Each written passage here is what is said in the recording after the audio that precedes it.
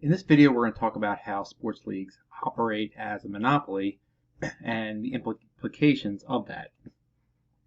So first, let's assume that the marginal cost of a game is 0. And that's not too far-fetched of an assumption because, as we talked about, most costs are fixed costs. And so when most costs are fixed, the additional cost of an additional ticket essentially becomes 0. Okay.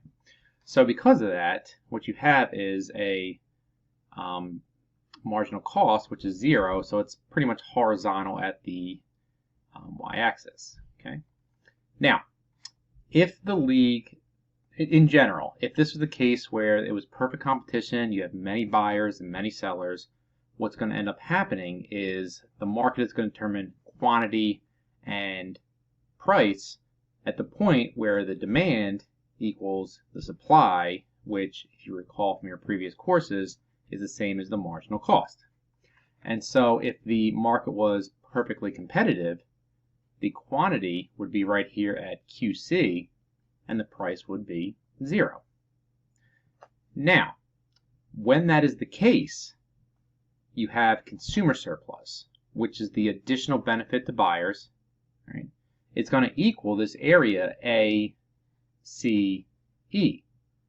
So just as a reminder of it, the consumer surplus is equal to the difference between the demand, which is what consumers are willing to pay, and the price, what they do pay, up to the quantity. And so it's going to be all this area in here. So now let's say, let's consider the NFL as a monopoly league. Now, because of that, they can restrict output to the monopoly output. When that happens, you maximize your profits at the output level, where the marginal cost, which again is 0, is equal to the marginal revenue, which happens at this point here, which is QM. Okay? And then to get the price, you go up to where the quantity hits the demand at this point B, and so the price is going to equal 100. So because the NFL and other sports leagues act as monopolies, what you have is the price, in this example, going from 0 to 100, and the quantity going from QC down to QM. Okay? So what are the implications as far as consumer-producer surplus? So again, the consumer surplus before was this whole area, A, C, E, this whole triangle. But now what happens is when the price is 100, the consumer surplus, the area below demand, above the price, up to the quantity sold, is going to be ABF. So that's a benefit to the buyers. The producer surplus, PS, is the difference between what the producers were willing to sell for, right, which is the marginal cost, which again is 0, and the price they did sell for, which in this example is 100, up to the quantity sold, which is QM. So the producer surplus is going to be this whole area here.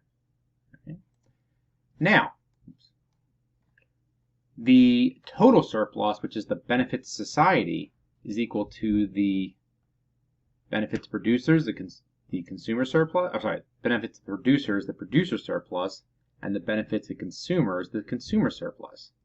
Now before it was all consumer surplus, but the total surplus, the benefit to society as a whole, was ACE. With sports leagues, the consumer surplus plus producer surplus is this green and blue shaded areas, right?